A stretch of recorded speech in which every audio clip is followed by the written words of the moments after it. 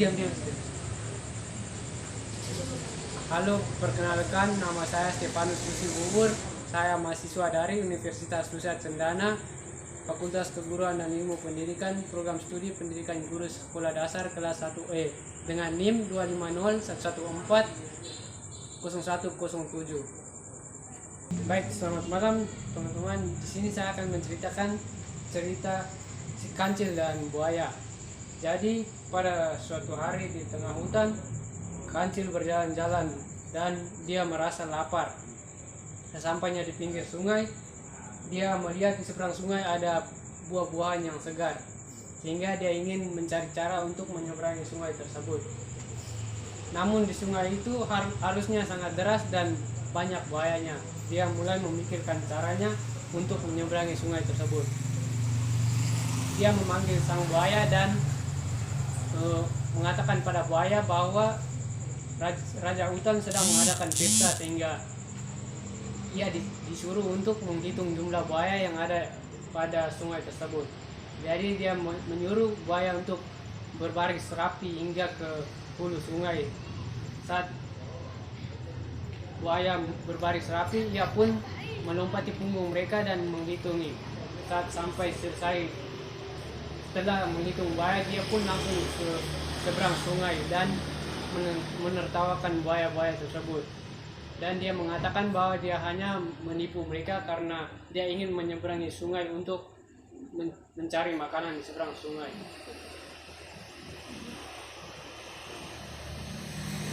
Di akhir cerita, buaya-buaya marah tetapi mereka tidak bisa berbuat apa-apa karena kancil sudah lari jauh ke hutan untuk mencari makan. Baik, di sini saya akan menganalisis unsur-unsur dari cerita tersebut. Unsur yang pertama, tema kecerdikan dan tipu daya tokoh dan penokohan si kancil. Cerdik, licik, cepat berpikir. Buaya polos, mudah percaya. Latar tempat hutan dan sungai.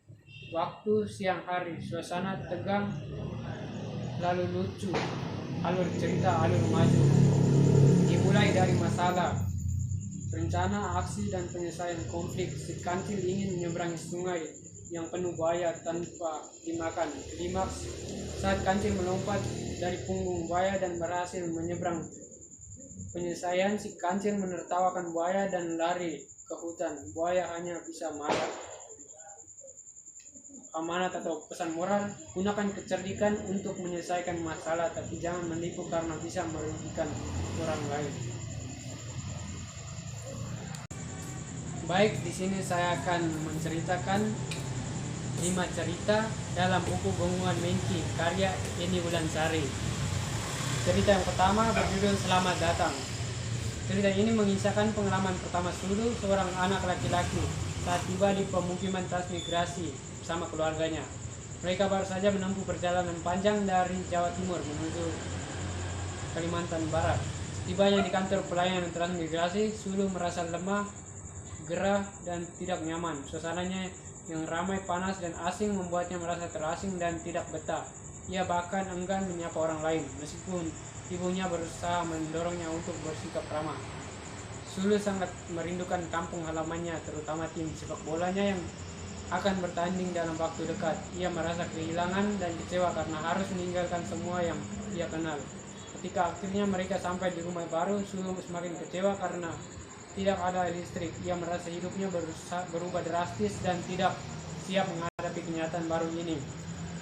Tangisnya pecah menandakan betapa berat beban emosional yang ia rasakan. Namun cerita ini juga menjadi titik awal dari proses adaptasi dan penerimaan Sulu terhadap kehidupan barunya.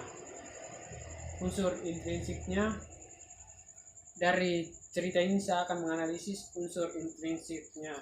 Yang pertama, tema adaptasi terhadap lingkungan baru. Tokoh Sulu, ibu, bapak, dan balita. Latar kantor pelayanan transmigrasi dan rumah baru. Alur maju, amanat, belajar menerima perubahan dan bersabar dalam menghadapi tantangan. Cerita yang kedua, rumah yang nyaman.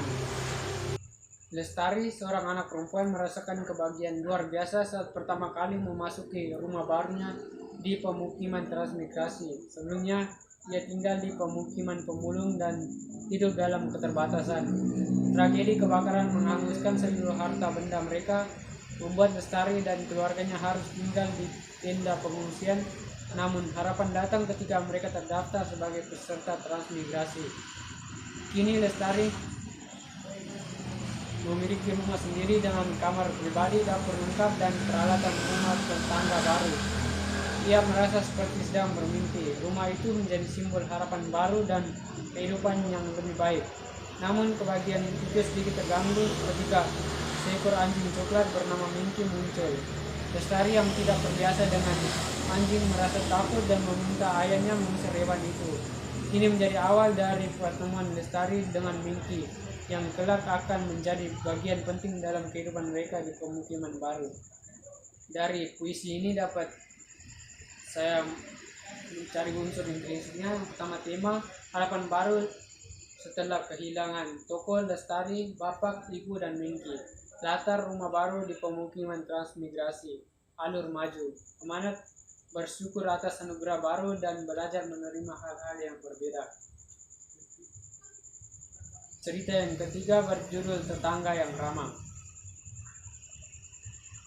Yasa Moni, seorang anak dari Donggala, baru saja pindah ke pemukiman transmigrasi. Ia masih merasa asing dengan lingkungan barunya. Pagi itu ia dan keluarganya mulai berkenalan dengan tetangga, termasuk keluarga Lestari. Pertemuan antara Yasa Moni dan Lestari menjadi awal dari persahabatan mereka.